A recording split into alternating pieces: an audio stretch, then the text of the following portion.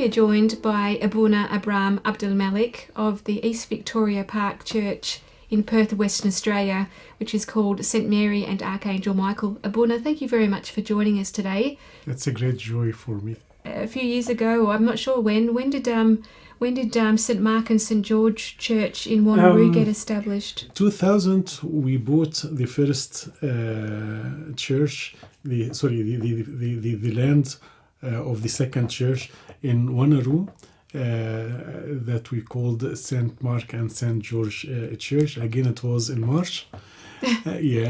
And in November, 15th of November, which coincides again with my ordination, came Abuna Polycarpus al-Baramusi, accompanied by Abuna Mina Ibrahim, the late Abuna Mina Ibrahim, to start the service of the second church officially in the new place.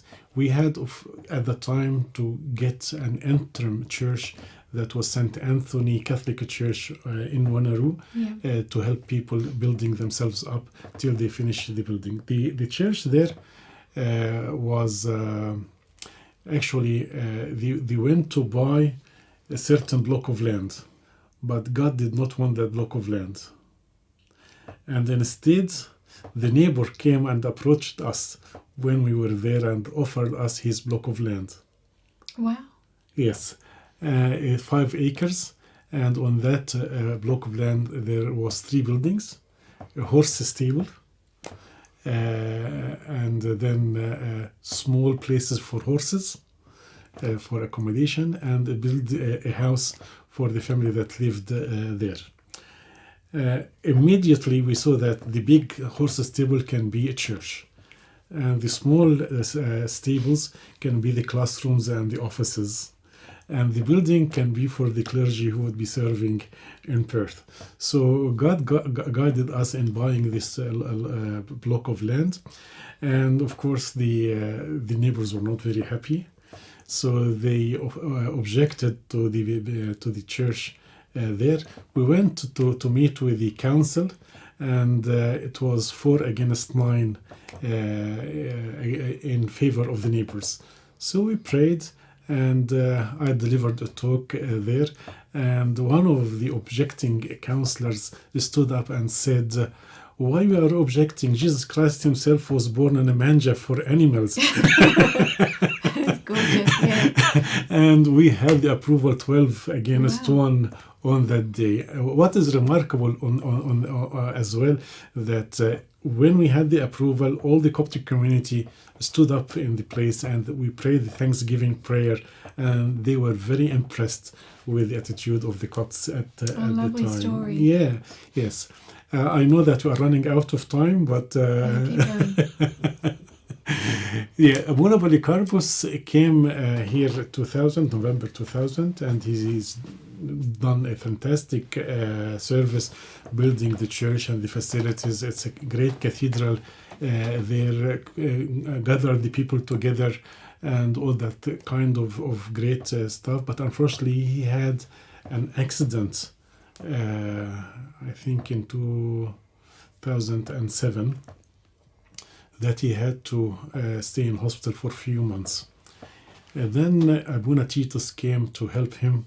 Abuna Titus al-Baramusi, his brother in the monastery, came to help him, and since then they serve together.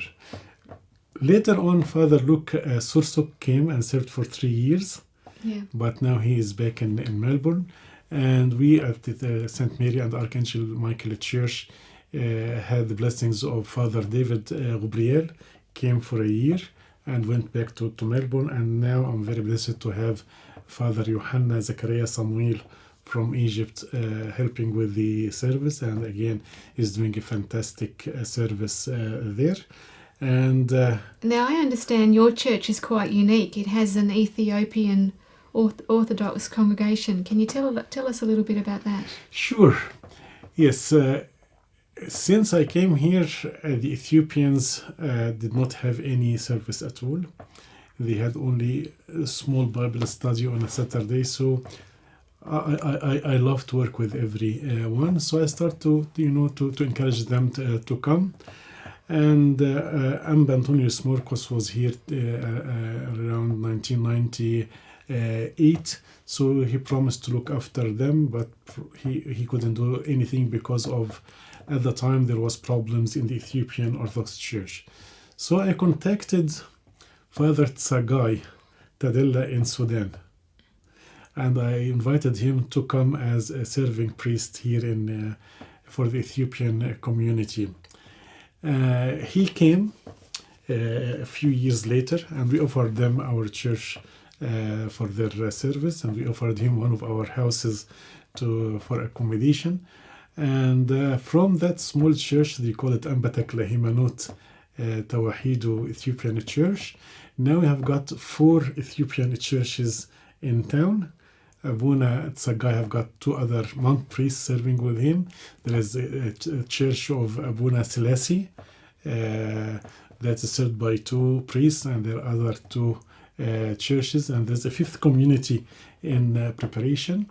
We help them with the committee, with the constitution, financially, and all the brotherly help that we could offer. Later on, we had a similar situation with the Eritrean church. So the Eritrean church did not have someone to look at them. The Ethiopian church is more than 1,000 to 1,200 families here in Perth now. The Eritrean is around 100 and 120. So the Eritrean people, we encompass them and encourage them, and they prayed with us for a long period of time, and then it was the time for them to grow. Again, we had a priest in Switzerland, Father Sultana, contacted him, encouraged him to come for a visit. Again, organized for them the constitution, the committee, and the financial aspects, and he came for a visit for 3 months. They loved him and he loved them, so he came and started the service with them a few years ago. Now there are 2 churches. So St. Mary Church is very proud that it gave birth to 1 Coptic church, 5 Ethiopian churches, and 2 Eritrean churches. For prosperity and expansion, we did not stop there, as we are one of the founding members of the Heads of the Churches Association of WA, and I'm sitting on the board of the Family Voice Consultants, and we have very good dialogue with the. We actually have a bi-monthly meeting with the Oriental Orthodox churches in WA. Very good relations with the Greek, with the Macedonian, with the Ukrainian Orthodox churches, Catholic, Anglican churches of Christ, Sudanese churches. We are so happy with all the friends around us here that we support, and they support whenever the support is needed. Also, we have established 2 important services regarding the expansion. We have St. Mary Outreach Service, simply SMOS for short. SMOS is helping SMOS overseas, and helping in WA. In WA, we have 9 portfolios. We're looking after homeless. We call them our guests.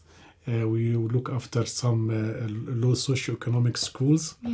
We look after some orphanages, newcomers and refugees, elders and nursing homes, hospitals. So we are trying to serve the community and give back to the community who give first of all to us and supported us. The other service, we call it St. Silas for Christ Fellowship, where we send missionaries to Sudan, South Sudan. Okay. Yeah, and here we are having regular meetings with non-Copts and non-Arabic speaking people, and it is flourishing. It is attracting very good attention here. Yes. Yeah, your work has been really blessed. Yeah, and thank you. I understand in the 50th year of the Coptic Church in Australia, you've made an important discovery. Yes, indeed. Again, through God's blessings and grace, while I was reading the Bible, and I decided to understand it as God meant to be understood. So I read it in a literal view, and I came to the story of Noah and the flood. So in chapter 10 of the book of Genesis, it says that Noah had three sons, Sam, Shem, and Japheth, or Sam, Shem, and Japheth. And these three people have got children and grandchildren. What concerned me is my grandfathers, Shem and his children. One of them was called Mizraim. The rest are Cush, Lud, and Cush, Phut, and Canaan. So I decided to follow their footpath and to see how they could have come across to Egypt. The model currently says that the Mizraim came from Sinai down the river valley and they established the Egyptian civilization there. Because I'm a geologist and I read the Bible, so the geology is always in background. So I said, okay, let me check the maps of the time where Ham and Mizraim could have crossed to the Nile Valley. I went there and you couldn't do that at all because it was during the Miocene time where the Mediterranean covered the northern shores of Egypt and Sinai and the western coast of Lebanon, Syria, and Palestine. So they couldn't have come through the northern Sinai path. So the alternative for them to come was through the west coast of Saudi Arabia, down to Yemen, cross from Bab el-Mandab to Ethiopia, and go instead from north to south, go from south, building the civilization to the north. And the pyramids suggest that, the progress of the dynasties suggests that as well, that they started in Thebes, Luxor, and then went to Giza. Yeah. So our forefathers who are mentioned in the Bible, it was Mizraim, 6 of his children and 2 of his grandchildren. Very distinctive names. So I decided to see if there are any cities named after them still. One of them is called Kasluhim. There is a city in Sudan still called the Kasla. Right. Im at the end means plural in Hebrew. Another one called Ludim. There's another city in Sudan called Aludim. So it gave me an impression where these people lived. I know Mizraim lived in Thebes.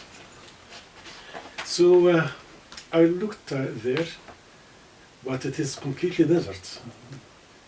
And there are signs of anthropology and archaeology that there was great civilization in this desert.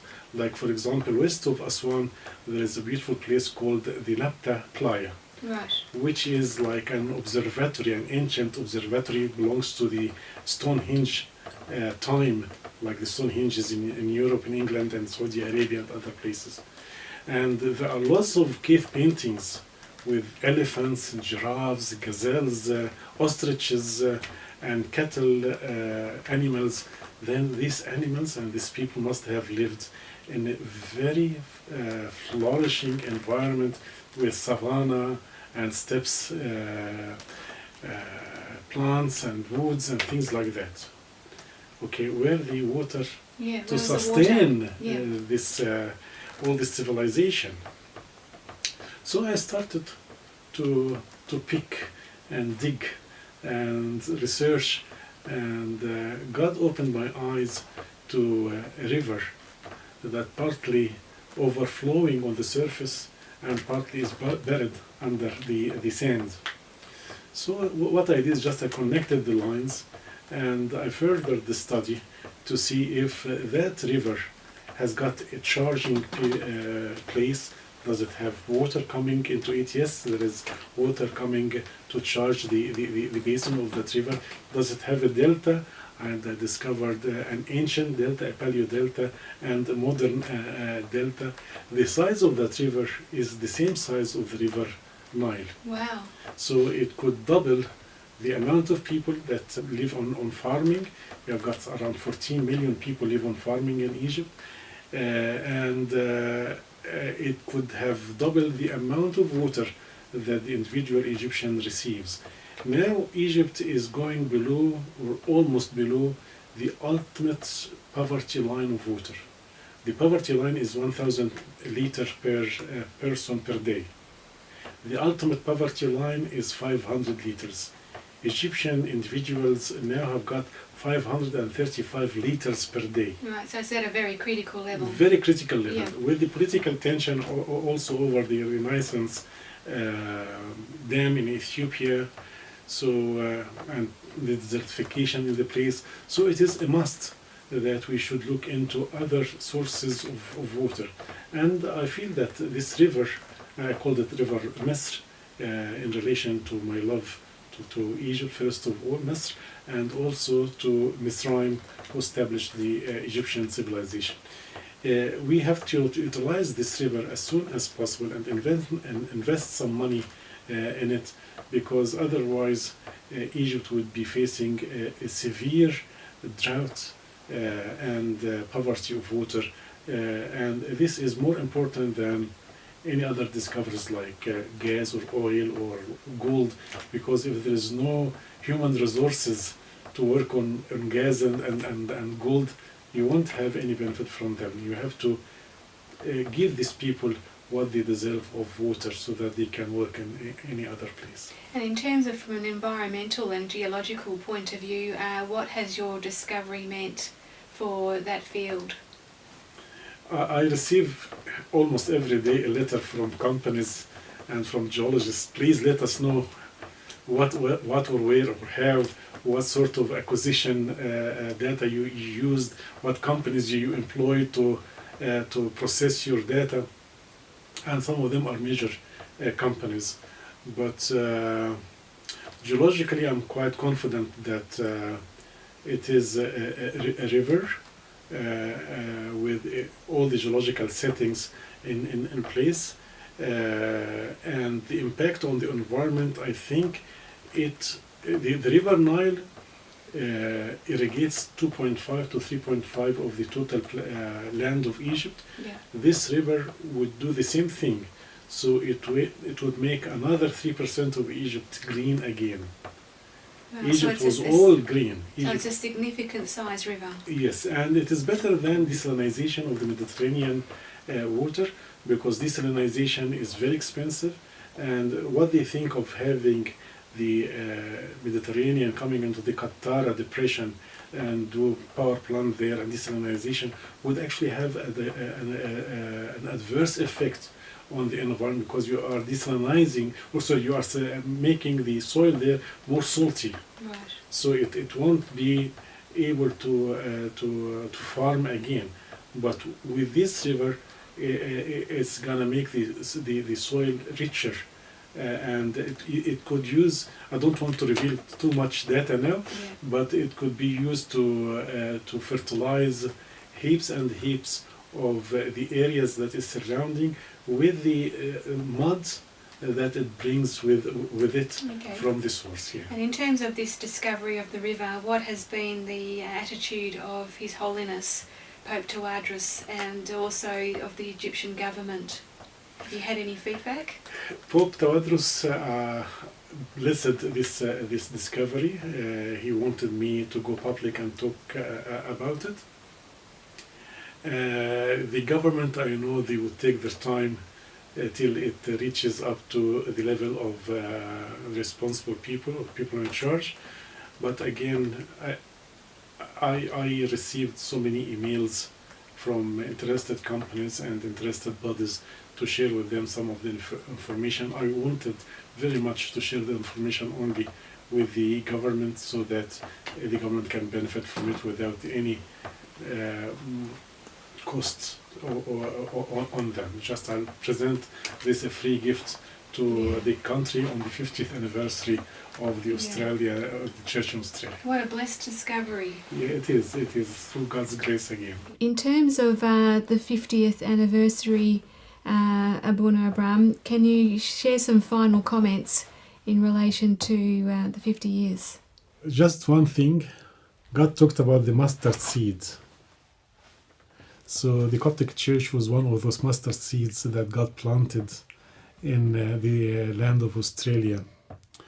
and that mustard seeds grew to encompass all different kinds of birds in the branches of it. So it is very blessed service. We are very blessed to be in Australia. Australians are very nice people, very kind people. They have got this eagerness to be good. They are good and they want to be even better. And they are very open to any faith, any religion, any kind of people.